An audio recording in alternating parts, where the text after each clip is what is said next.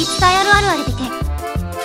四つ葉のクローバーを見つけると幸せ。草むらを歩くとつい探してしまう。見つけるとみんなに自慢したくて周りに報告しまくるよね。くしゃみをすると誰かが噂している。くしゃみは魂が抜けかけている状態ってことで、他者の念や思いが影響していると信じられてた。世界中に類似の迷信があって、イタリアでは誰かがあなたの名前を言ったって言われてるみたい。北枕で寝ると死を招く。釈迦が亡くなった時、北を頭にして寝ていたとされることから、北枕は故人を弔う寝方として広まった。引っ越し後や旅行先でふと北枕だと気づいたってなるよね。黒猫が横切ると不吉。文化的な刷り込みが人々に黒猫を不吉と思わせているだけだよね。